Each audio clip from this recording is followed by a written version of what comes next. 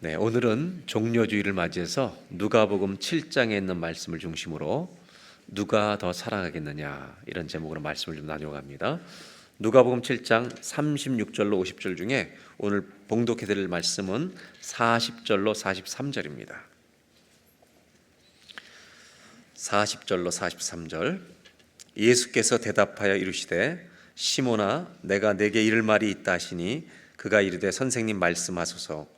이르시되 빚 주는 사람에게 빚진 자가 둘이 있어 하나는 500데나리온을 졌고 하나는 50데나리온을 졌는데 갚을 것이 없으므로 둘 다 탕감하여 주었으니 둘 중에 누가 그를 더 사랑하겠느냐. 시몬이 대답하여 이르되 내 생각에는 많이 탕감함을 받은 자니이다. 이르시되 내 판단이 옳다 하시고, 우리 42절을 다시 한번 보겠습니다. 다 같이 한번 읽어볼까요? 갚을 것이 없으므로 둘 다 탕감하여 주었으니 둘 중에 누가 그를 더 사랑하겠느냐. 오늘은 종료주일입니다. 예수님이 예루살렘에 들어가시던, 이제 십자가를 지기 위해서 그 예수님이 예루살렘으로 입성하시던 날을 기억하는 주일입니다. 이런 생각을 해봅니다. 예수님을 우리가 맞이하는 종료주일을 기억하면서 우리의 인생에서 내가 지금까지 살아오면서 내가 가장 고마웠던 분이 누굴까? 하나님 빼놓고 내 인생에 내가 평생에 가장 고마운 분, 제가 볼 때 8, 90% 답이 똑같을 것 같아요. 우리 한번 해볼까요? 누구예요? 그래도 부모님이라 그러시네. 부모님 중에 누가 더 고마워요? 거기는 안 묻겠습니다. 아마 우리들의 마음속에 대부분 가장 고마운 분이 부모님이고, 그 중에 특히 어머님은 잊지 못할 겁니다. 여러분, 어머니란 단어가 죽어있는 단어입니까? 가슴을 울리는 단어입니까? 이 밋밋한 남자들만 좀 대답해 봐요. 남자들에게 묻습니다. 40이 넘은 남자들, 어머니란 단어가 아무 감동이 없는 단어입니까? 내 가슴에 감동을 주는 단어입니까? 네. 오늘 종료주의를 맞이하면서 예수님이라는 이 세 글자가 우리 안에 죽어있는 이름인가, 살아있는 이름인가? 예수님이란 이름이 아무 감동이 없는 단어인가, 내 가슴을 흔드는 단어인가? 이것을 오늘 이 말씀 속에 좀 생각해 보려고 합니다. 영국의 작가면서 기독교 변증자로 활동했던 체스터튼이라고 하는 분이 있는데, 이분은 자기가 인생을 살면서 평생을 살아오면서 가장 자기가 배웠던 것에 가장 중요한 것 하나는 우리가 누리고 있는 모든 것들 있잖아요. 이것을 당연히 받느냐 아니면 감사함으로 받느냐, 이 차이가 가장 중요하다고 얘기했습니다. 오늘 이야기는 감사하지 않았던 한 바리새인의 이야기입니다. 예수님의 비유가 어디서 시작됐는지 오늘 성경을 통해서 좀 찾아보려고 합니다. 이 비유를 잘 이해하시도록 여기 나오는 세 사람에 대한 얘기를 좀 하겠습니다. 도표를 보겠습니다. 오늘 성경에는 예수님이 등장하고 바리새인 등장하는데, 오늘 읽었던 본문의 시몬이라는 사람은 베드로 시몬이 아니라 바리새인 시몬입니다. 율법을 지키려고 애를 쓰는, 그러나 가슴은 냉담한, 자기의로 가득 찬 이런 시몬입니다. 혼돈이 없으시길 바랍니다. 그 다음에 동네에서 몸을 파는 여자로 소문난 여자 죄인이 등장합니다. 이 세 사람이 오늘 이야기의 중심에 있습니다. 이 이야기 속에 이 비유가 등장하는 겁니다. 36절 어떤 일인지 보겠습니다. 한 바리새인, 이 사람이 시몬입니다. 바리새인이 예수께 자기와 함께 잡수시기를 청하니 예수님을 자기 집으로 초대하는 겁니다.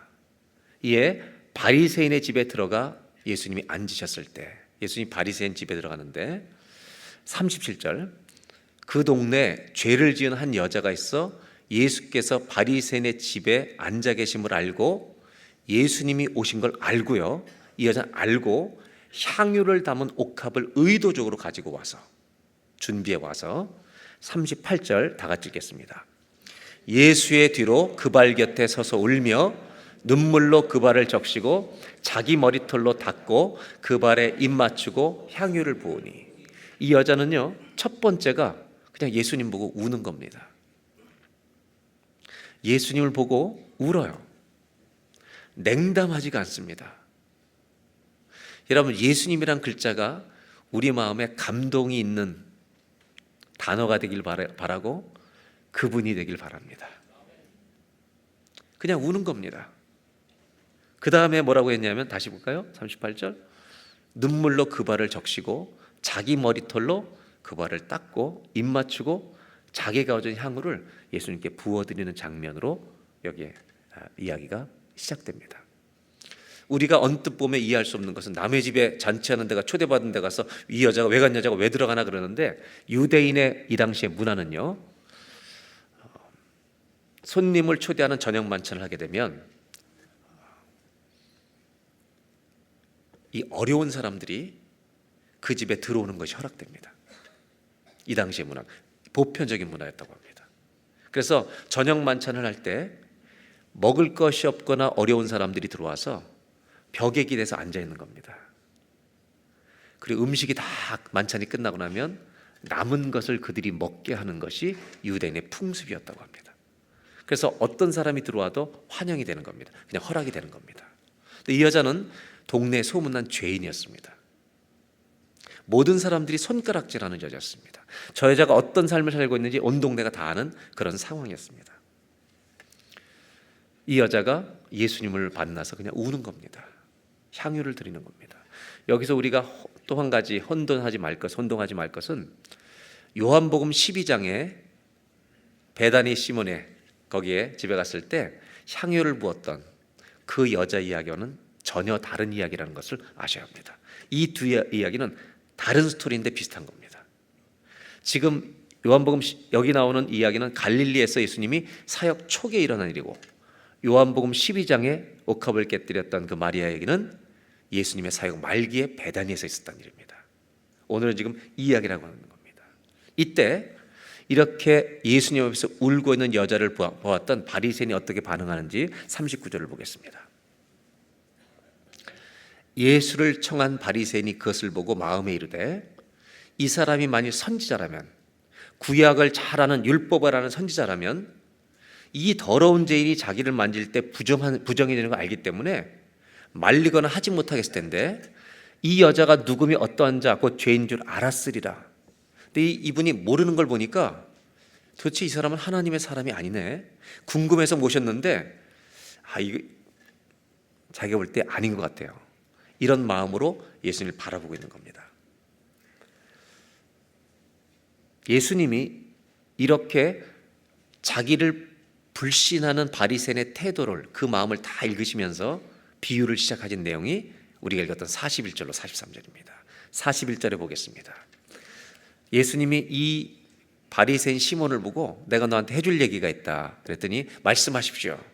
뭐라고 하냐면, 두 사람이 빚을 졌는데 한 사람은 500데나리온이고 한 사람은 50데나리온이다.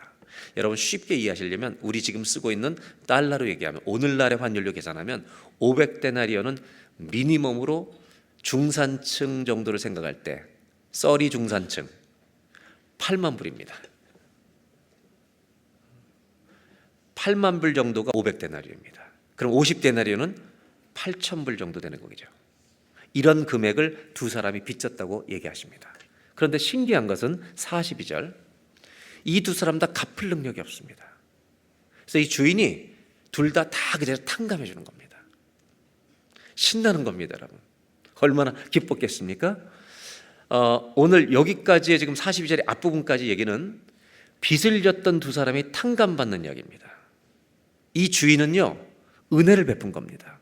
어떤 조건도 제시하지 않습니다. 기간을 연장한다, 10년, 30년 상환으로 연장한다든지 이것도 아니고, 아니면 우리 집에 와서 6개월 일해라 이런 조건도 아니고, 완전히 없었던 것으로 정리해 준 겁니다. 얼마나 기뻤겠습니까? 이것을 우리는 하나님의 은혜라고 부릅니다. 지금 예수님은 은혜를 가르쳐 주시는 겁니다. 여러분, 하나님의 은혜는 끝이 없는 줄로 믿습니다. 우리의 모든 죄를 용서하실 때 주님은 은혜로 용서하시는 겁니다. 이 은혜를 베푸신 겁니다. 이것이 은혜의 본질이죠. 그리고 나서 이 비유는 42절에 예수님의 질문으로 정리가 됩니다. 어떻게 정리하시냐면 이제 바리새인에게 물어보는 겁니다. 이 두 사람 중에 누가 그를 더 사랑하겠느냐 물어봅니다. 자, 이제 여러분이 대답하실 차례입니다. 우리가 하나님께 대답해야 하는 겁니다. 누가 더 이 주인, 즉 하나님을 상징하는 거죠.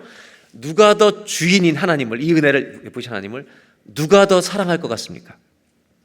50입니까? 500, 아니 이게 아니죠. 8만 불입니까? 8천 불입니까? 상식입니다. 43절에 이 사람이 이렇게 대답합니다. 시몬이 대답하여 이르되 제 생각에는 많이 탕감받은 사람 8만 불짜리가 더 주님을 사랑할 겁니다. 이르시되 네 판단이 옳다. 자, 여기서 비유는 정리됩니다. 여러분, 왜 이 비유를 말씀하실까요? 주님은 사실은 두 사람의 마음에 관심이 있습니다. 오늘 여기 나와 있는 우리들의 마음에 관심이 있습니다. 어떤 마음이냐면 주님에 대해서 우리가 어떤 마음으로 나오고 있느냐, 이거를 이제 보여주기 시작합니다. 예수님은 이렇게 대답하는 이 바리새인에게 네 마음속이 어떤지, 이 여자의 마음속이 어떤지 당신이 이제 들어가 보실 심산으로 설명을 하기 시작하십니다. 그리고 이 여자는 44절, 이 대답을 해놓고도 이 바리새인은 똑똑한 사람이었기 때문에요, 부담은 좀 있었을 거예요. 왜냐하면 누가 500데나리온 빚진 사람일까? 여러분, 여인이에요, 자기예요? 저 죄인이라고 했잖아요. 누구예요? 저 여자가 500데나리란 말이에요. 그럼 저 사람이 주님을 더 사랑한다고 대답이 이어져야 되는 거예요. 이 사람 지금 고민이 많아요. 내가 더 주님을 사랑하지, 내가 더 의롭지, 저 여자가 아닌데 예수님의 질문을 딱 받고 대답해 보니까 지금 저 여자가 더 사랑하는 처지가 돼가는 거예요. 이때 예수님이 이렇게 얘기하십니다. 그 여자를 돌아보시며 시몬에게 이르시되 이 여자를 보느냐? 왜 이 여자가 울고 있는지 너 아니? 여러분, 예수님이라는 이름, 하나님 아버지란 이름을 부르면서 눈물이 나시나요? 아니, 눈물을 흘려보신 적이 언젠가요? 우리 안에 그 감동이 있나요?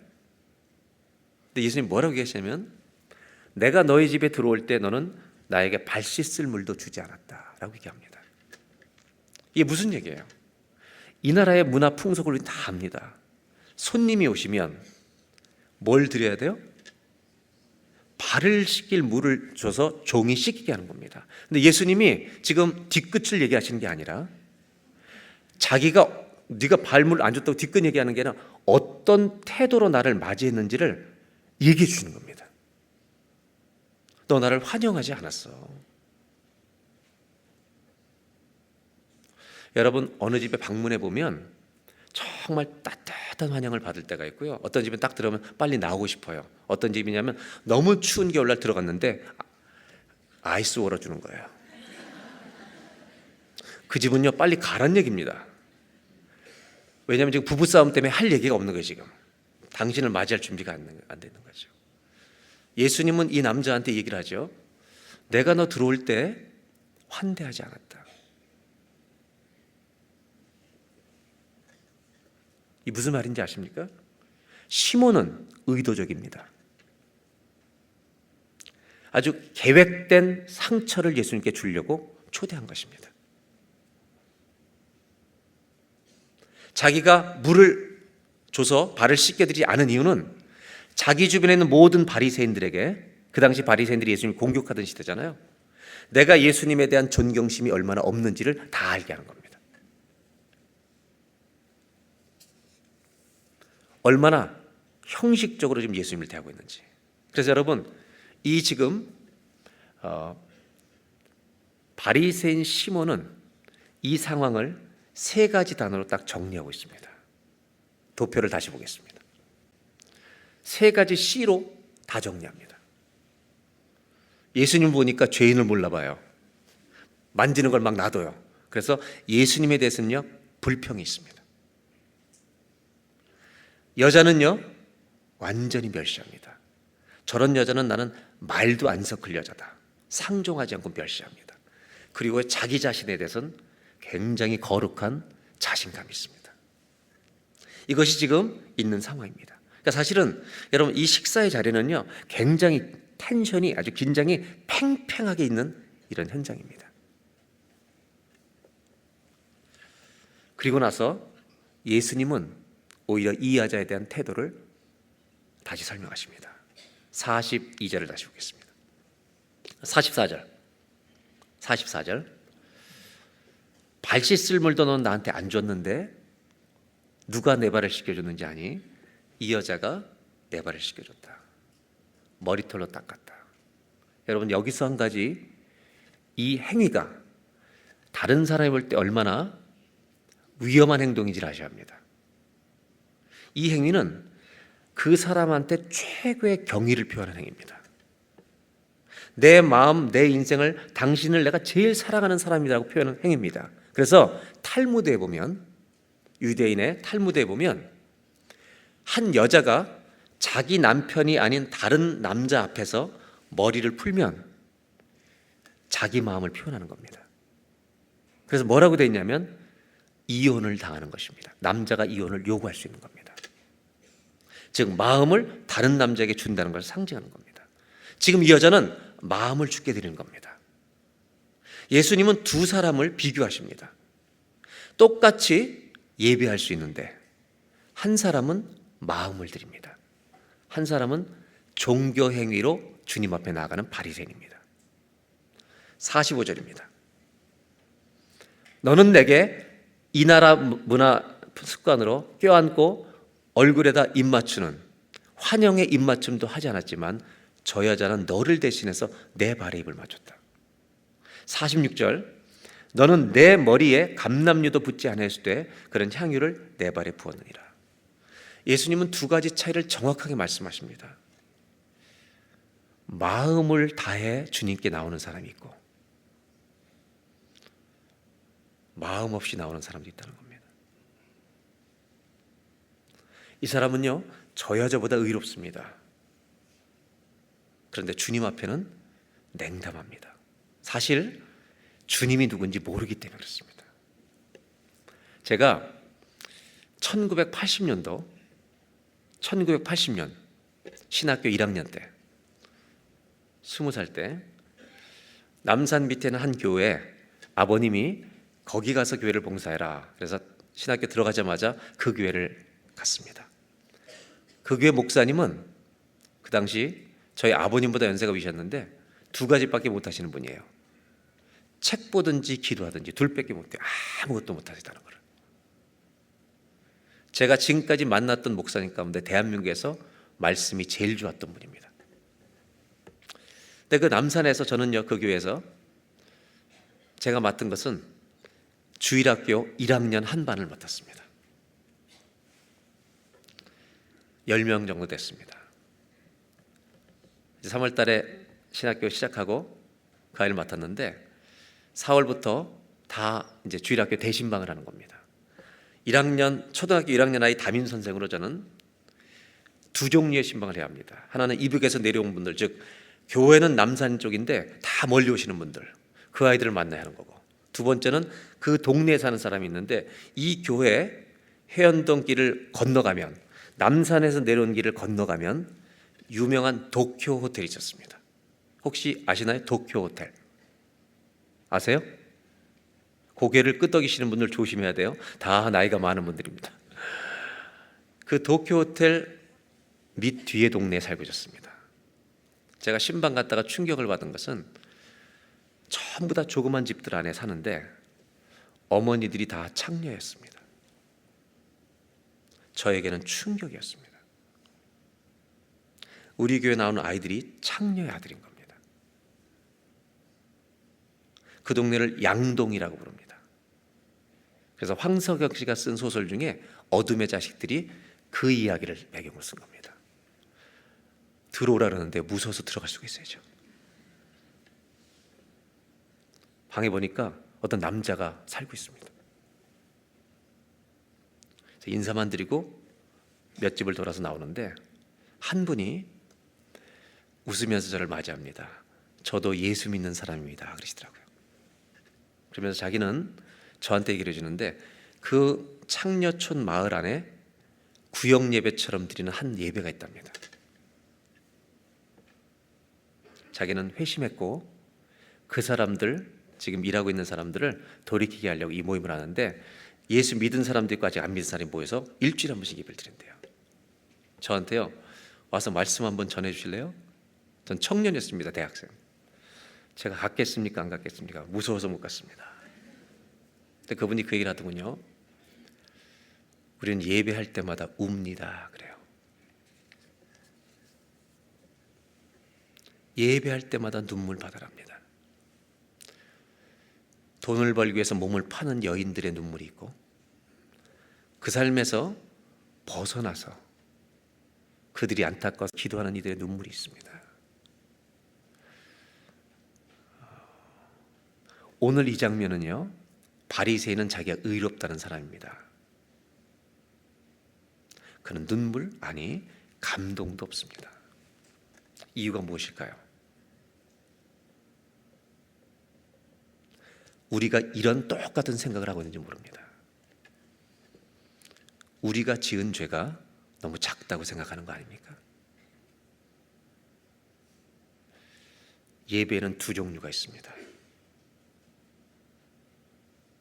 종교 행위가 있고 마음으로 드리는 예배가 있습니다. 감사함으로 드리는 예배가 있습니다. 이 여자는 감사하는 겁니다. 왜냐하면 소망이 없는 자기 같은 여자를 그 죄에서 건져내 주신 분이 우리 주님이시기 때문에. 오늘 이 여인을 통해 예수님 바리새인에게 한 가지를 가르쳐 주십니다. 한번 따라 하실까요? 예배는 형식이 아니라 감사입니다. 감사하는 마음이 있는 것만이 예배입니다.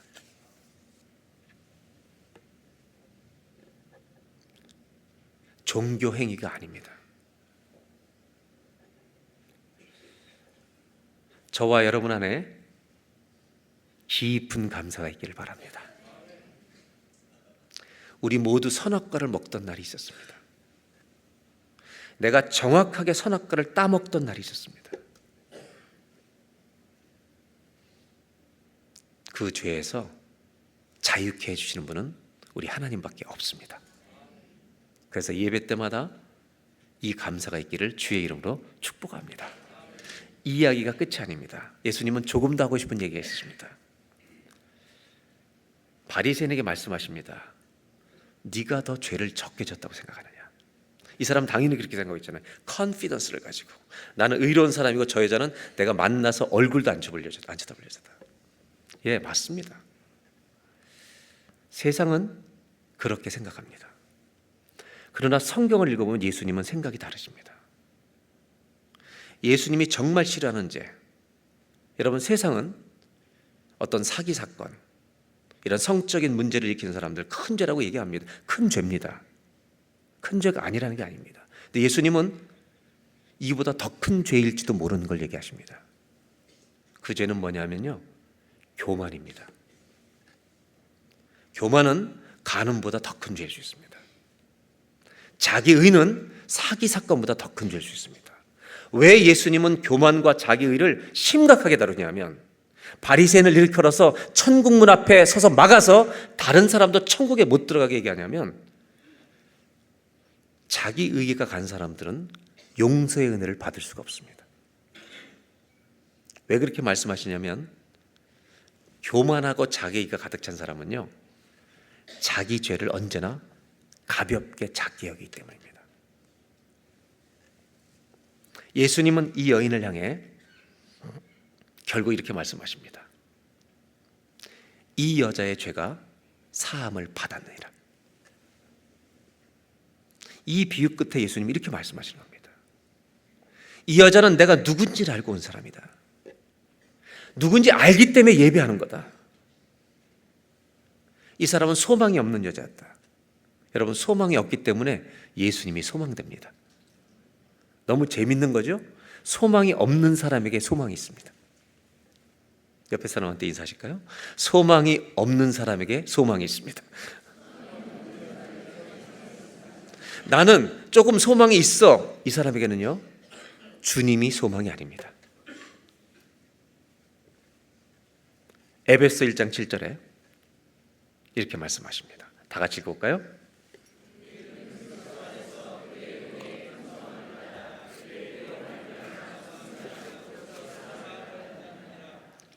예수님으로 말미암아 우리는 모든 이 죄사함을 받은 줄로 믿습니다. 성경이 말하는 것은 뭐냐면, 예수님이 우리의 죄를 사해 주실 때 있잖아요, 이렇게 교만한 자기를 가진 바리새인처럼 나는 다 깨끗해, 요만큼만 조금 흠이 있을까? 예수님의 십자가 사랑의 용서는 우리 죄 한 가지만 빼주는 용서는 없습니다. 예수님의 십자가의 이 은혜는 우리의 인생 전체의 모든 죄를 다 용서해 주든지 아니면 하나도 용서 안 하시든지 둘 중에 하나밖에 없습니다. 여러분, 부분적인 죄만 용서받는 어리석은 자가 되지 마시고 우리의 인격 인생 전체를 용서하시는 은혜 속에 들어가기를 주의 이름으로 축복합니다. 그런데 오늘 비유의 두 번째 제가 나누고 싶은 것은, 왜 50데나리온과 500데나리온을 비교했을까? 다음 주 부활주일에는 1만 달란트 더 많이 빚진 놈을 소개해 드릴 것입니다. 오늘은 여기부터 얘기하고, 왜 이 둘을 비교하실까? 제가 목회를 하면서 20여 년 전에 있었던 일입니다. 제가 그 사건의 한 사람은 기억이 나는데 한 사람은 기억이 안 나요. 왜냐하면 전화해서 제가 20년 전이지만 당신 얘기를 해도 되겠습니까? 물어보려고 하는데 기억이 안 나요. 근데 이미 아름다운 이야기 때문에 다 풀린 이야기 때문에 제가 해도 될 것 같습니다. 한 20여 년쯤 됐습니다. 한 남자분, 한 부부가, 연세가 있는 분이 이민을 오셨습니다. 그리고 여기서 쭉 지내시다가 비즈니스를 찾았습니다. 그 어느 지역에 있는 비즈니스를 드디어 조사해서 찾게 됐는데, 뭐 다 회계장부 보고 매출장부 다 보고 이분이 정말 이거는 잘 해볼 수 있을 것 같다는 마음을 놓고 고민하는데, 이 남자분이, 특별히 남편이 굉장히 성격이 소심한 분이었습니다. 그리고 결국 사기로 결정하고 리얼터하고 부동산업자하고 계약을 맺었습니다. 그때 디파짓한 금액이 제 기억으로는 7,000불입니다. 적은 돈이 아닙니다. 그 당시에 프레이즈 하이츠에 저희가 살고 있던, 렌트하고 있던 집에서 이사 나올 때 그 집을, 그 주인 얘기는요, 집값이 27만 불이었습니다. 저희가 1,400불 렌트하고 있을 때. 그러니까 프레이즈 하이츠가 그 정도 가격. 지금 서리에 짓는 고층 아파트 550스퀘어피트가 37만 불입니다. 엄청난 차이일 때입니다. 이 7,000불을 내고 이제 일을 하려고 딱 했는데, 이분이 집에 들어가서 계속 일주일 지내면서 고민하는 겁니다. 망할 것 같은 두려움이 계속 밀려오는 겁니다. 그러니까 이번 상품이 소심하니까 도저히 안 되겠다고, 그리고 리얼터를 만나서 계약을 취소하기로 결정했습니다. 문제는 7,000불을 돌려받아요, 못 받아요? 여기 사는 분들은 못 받는 걸 다 압니다. 근데 이분 한국에서 와서 돌려줄 줄 알았던 겁니다. 근데 안 돌려주고 못 돌려준다고 얘기를 했더니, 문제는 이 리얼터가 같은 교회 교인이었습니다. 이 남자분이 소심한 분이, 나이가 더 많은 분인데, 모든 사람들을 만나는, 자기 아는 사람을 만날 때마다 이 어려움을 얘기하고 그 리얼터를 욕하기 시작하는 겁니다. 이제 저에게까지 얘기가 들러오다가 결국 사람들의 권면으로 이분이 저에게 찾아오십니다. 이제 만나서 얘기를 듣고 법적인 얘기를 다 했습니다. 그랬더니 이분도 법을 다 이제 이해했습니다. 그럼 이 70원을 못 받는 거 아시는 거죠? 그랬더니 이제 알겠습니다. 그럼 그분 욕하지 말라고 그랬더니, 그래도 화가 난대요. 그래서 제가 그분한테 한 가지 방법을 말씀드렸습니다. 당신이 정말 사고 싶었는데 두려워서 못 사니까, 이렇게 돼서 포기했으니까 어떻게 좀 선처를 해달라고 마음을 그냥 정말 따뜻하게 써보라 그랬어요. 그래서 리얼터한테 주라고. 제가 리얼터한테 전화를 했었거든요. 물어보니까 이분이 그래요. 그 당시 전 알았던 건데, 디파짓 7,000불이 들어왔을 때 회사로 들어갑니다. 이게 계약이 파기되면 50%는 회사 돈이 되고 50%는 이분 돈이 되는 겁니다. 이 비밀을 제가 괜히 얘기하나요? 아니 그 당시에, 지금 몰라요? 그래서 이분이 편지를 썼습니다. 근데 저랑 통화했던 그 리얼터 되신 교인이 목사님, 제가 제 거 반은 돌려드릴 겁니다. 그리고 진짜로 돌려주신 거예요. 3,500불이지만 이분이 받고 감사했을까요? 안 했을까요? 이분을 계속 욕했을까요? 안 했을까요? 이분은요, 변화가 일어나가지고요, 이 리얼터를 온 동네에 자랑하고 다니기 시작했습니다. 이 감사와 자랑은요, 몇 달 갔을까요? 평생 갈까요? 6개월 갈까요? 이 자랑은요, 또 다른 문제가 생기면 또 덮입니다. 예수님이 중요한 얘기를 하시고 있습니다. 평생 지속될 수 있는 감사가 있을까? 50데나리온, 이거는요, 감사하죠? 일주일이면 끝이 납니다. 예수님이 바리새인에게 질문하고 싶은 게 있습니다. 네 믿음의 근거는 어디에서 나오냐? 너희들의 믿음의 기초는 인생이 잘 되는 거냐? 네 의로움이냐? 우리 많은 그리스도인들이 예수를 믿을 때 내 자식이 잘 되면 그 위에 믿음으로 올립니다. 사업이 형통하면 그 위에 내 믿음을 올립니다. 이것은 무너집니다.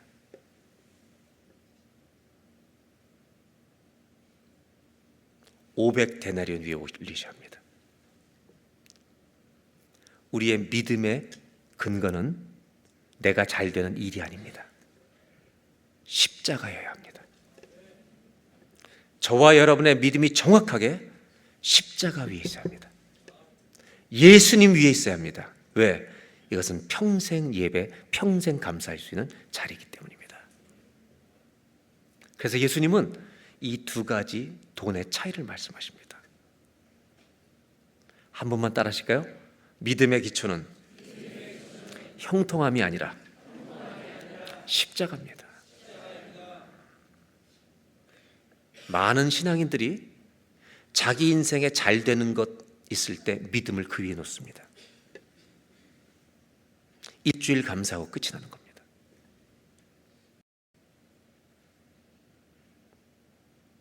예수님은 이 남자에게 물어보십니다. 누가 나를 더 사랑하겠니? 이 여자가 마음을 다 붓고 옥합을 깨뜨리고 향유를 붓는 이유는 자기 인생 전체를 고쳐주신 예수님이 하나님이시기 때문에, 그분이 구원자시기 때문에 감사하는 거다. 여러분의 믿음의 근거는 어디에 있습니까? 저 여러분의 믿음이 십자가 위에 세워지기를 주의 이름으로 축원합니다. 이것이 주님이 원하시는 믿음입니다. 이 이야기는 이제 이렇게 끝이 납니다. 성경 말씀 누가복음 7장 48절로 가보겠습니다. 제가 설명드릴게요. 예수님은 이 얘기를 다 마치시고 나서 이 여자에게 내 죄가 사하여졌느니라 이렇게 말씀하시니까 바리새인들이 수군거리기 시작합니다. 저분이 누군데 죄를 사하시지? 여러분, 사람의 죄를 용서하실 수 있는 분은 하나님밖에 없습니다. 우리에게 죄사함을 주실 수 있다면 그분은 하나님이십니다. 그는 수군거립니다. 그리고 여자한테 마지막으로 말씀하십니다. 내 믿음이 너를 구원하였느니라. 한 번만 따라해 보실까요? 내 믿음이 너를 구원하였느니라. 이것을 도표로 보겠습니다. 이 한글과 영어를 같이 써드리려고 그러는데 글자가 많으니까 영어권들이 우리 안에 계시기 때문에 이제 한국말을 설명드리면 되니까 영어로 써놨습니다. 예수님은 이 여인에게 용서를 주셨습니다. 여러분, 하나님의 사랑은요, 용서받은 자람만 하나님을 사랑할 수 있습니다.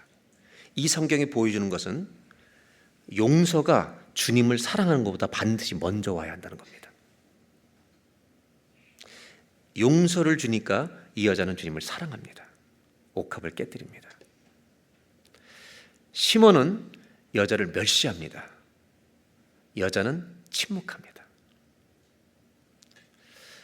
시몬은 예수님에 대해서 컴플레인, 불평을 합니다. 이때 예수님은 이 말씀을 주시는 겁니다. 여러분, 주님 앞에 감동이 없는 사람은요, 말씀이 와야 합니다. 이 말씀이 이 사람을 찌르고 있습니다. 그런데 아직도 돌아오진 않습니다. 자, 여기서 질문이 있습니다.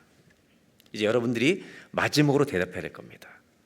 이 여자는요, 이미 주님 때문에 용서를 받아서 감사해서 온 겁니다. 대답을 잘 하셔야 합니다. 이 시몬과 바리새인들이 이 일 후에 아직 의심이 가득 차 있어요. 이 여자를 다시는 욕을 안 했을까요? 계속 욕하고 다녔을까요?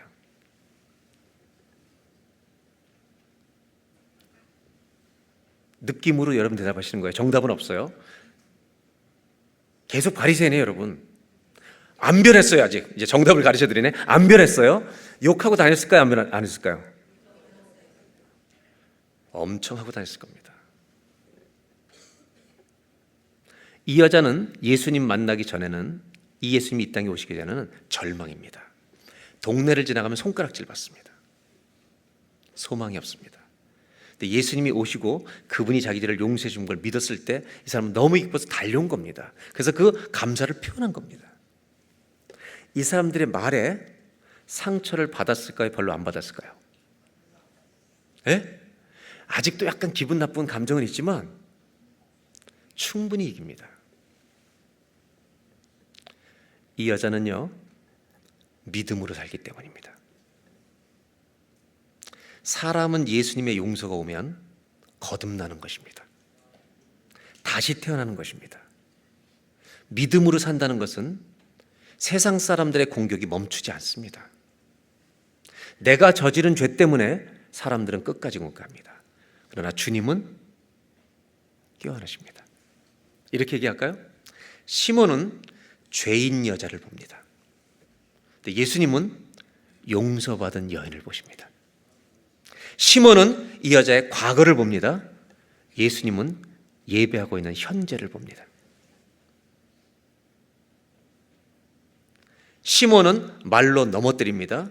이 여자는 내 죄가 사함받았느니라 말씀을 붙들고 믿음으로 사는 것입니다. 새로운 그리스도인의 삶에는 두 가지가 필요합니다. 첫째는 내가 용서함 받았다는 믿음이 있어야 합니다. 두 번째 질문입니다. 두 번째 나누기에서 시몬은 욕했을 거라고 우리는 믿었습니다. 두 번째, 이 여자는 다시 과거로 돌아갈까요? 새롭게 살았을까요? 이게 질문입니다. 저를 따라해 보시죠. 나는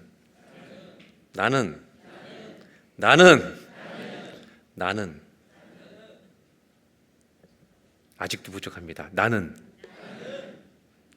새로워졌는가? 새로워지지 않았다면 이 용서를 못 누리고 있는 것입니다. 한번 따라 하실까요? 이제 48절이 나왔네요.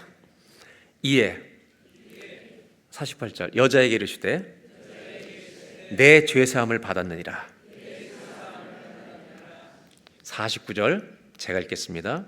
함께 앉아있는 자들이 속으로 말하되 누구이길래 이분이 죄를 사하는가?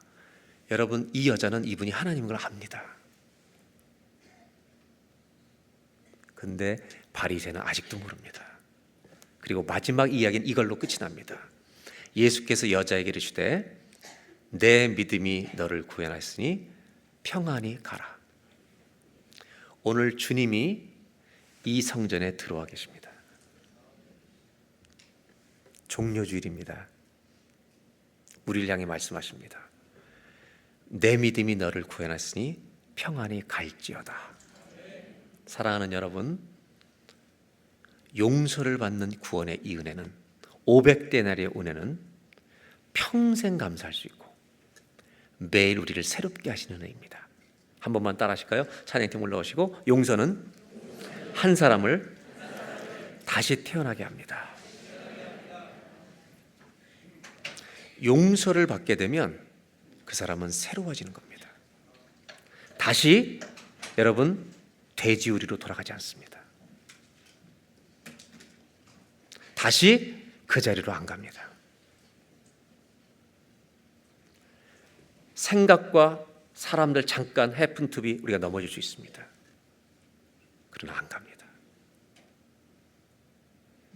예수님은 이 여자를 완전히 새롭게 하셔서 세상에 보내십니다. 바리새인이 부러워서 쳐다봅니다. 나는 의로운데 감동이 없습니다. 오늘은 예수님이 예루살렘에 들어가시는 날입니다. 그 종려주일에 많은 환영을 받습니다. 그리고 십자가를 지러 가실 때 많은 사람들이, 예수님 사랑하는 사람들이 웁니다. 그때 예수님 이런 말씀하시죠. 나를 위해서 울지 마라. 나를 위해서 울 때가 아니다. 내가 십자가를 왜 지러 가는지 모르고 있는 너희를 위해서 울어. 이렇게 말씀하십니다. 종려주일은 우리를 과거에서 자유케 하신 주님을 마음껏 찬송하는 날입니다. 주님은 높임을 받으시기에 합당하십니다. 다 같이 찬양하겠습니다.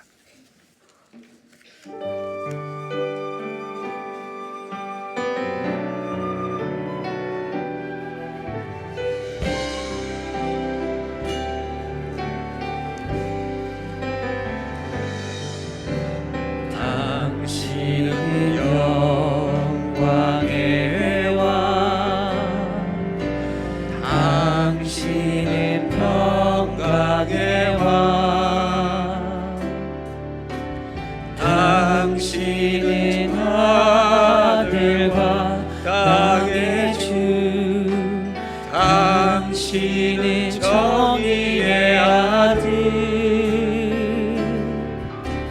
천사가 무릎 꿇고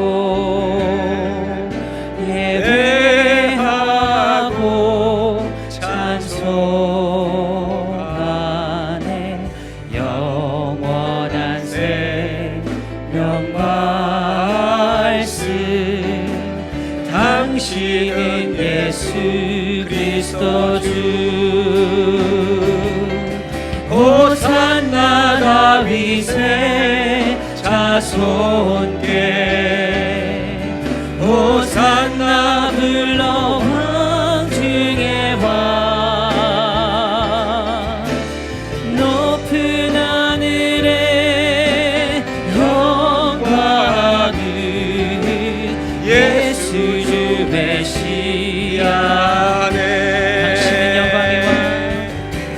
당신은 영광의 왕, 당신은 영광의 왕, 당신은 평강의 왕, 당신은 하늘과 땅의 주, 당신은 정의의 아들. 천사가 무릎 꿇고 예배하고 찬송하네. 영원한 생명 말씀, 당신은 예수 그리스도 주. 호산나 다윗의 자손께, 호산나 불러 왕 중의 왕. 높은 하늘에 영광을 예수 주 메시아네. 호산나, 호산나 다윗의 자손께, 호산나 불러 왕 중의 왕. 높은 하늘에 영광을 예수 주 메시아.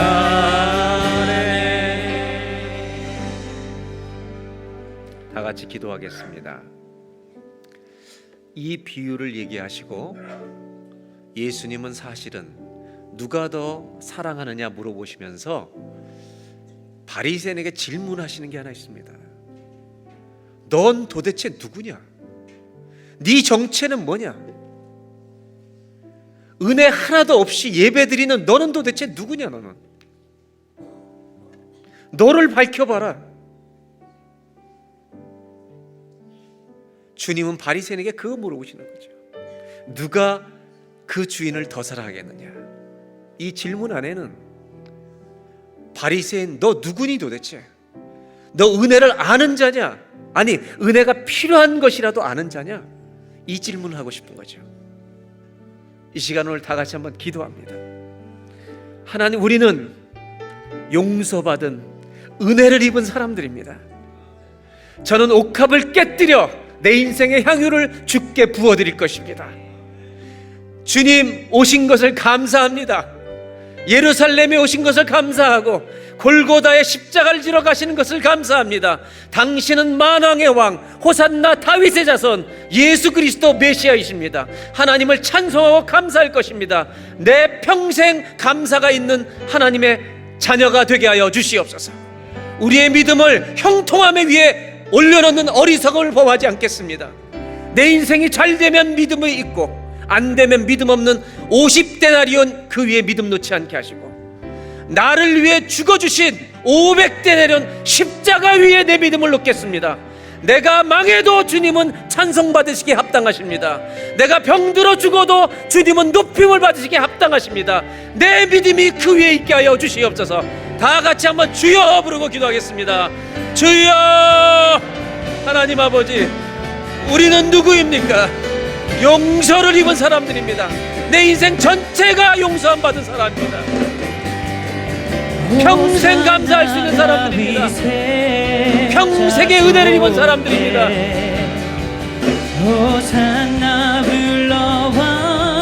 이 바리새인이 아닙니다.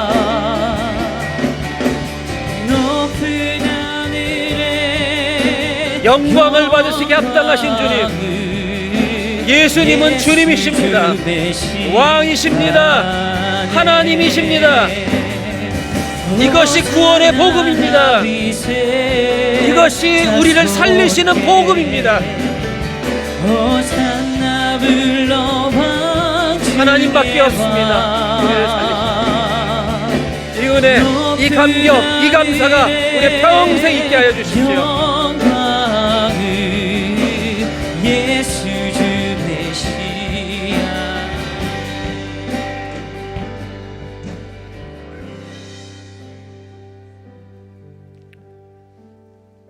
하나님, 우리가 평생 감사할 수 있는 것이 있겠습니까? 우리가 평생 감격하는 일이 있겠습니까? 예수님은 있다고 말씀하십니다. 나다라고 말씀하십니다. 어느 곳에서도 그 기쁨은 못 가진다. 아무리 가져봐라 6개월이면 끝이 난다. 감사의 길이가 있다. 그러나 예수님 만나면 평생 감사한다. 이 여자는 자기 모든 인생 전체를 새롭게 하신 주님을 만났습니다. 우리가 이런 자리에 서게 하여 주시옵소서. 바리새인, 너는 도대체 어떤 놈이냐? 너는 어쩌면 그렇게 차갑게 예배를 드리느냐? 너는 도대체 누구길래 계속 예배를 드리느냐? 하나님, 바리새이 같은 마음이 있는 우리가 있다면 이 말씀이 찔림이 되게 하여 주시고, 나를 내가 죄인입니다 고백하는 자리로 불러내는 말씀이 되게 하여 주옵소서. 예수님은 만왕의 왕이십니다. 찬송을 받으시기에 합당하십니다. 그 예수님이 이 예배 가운데 계십니다. 주님 감사합니다. 예수님의 이름으로 기도합니다.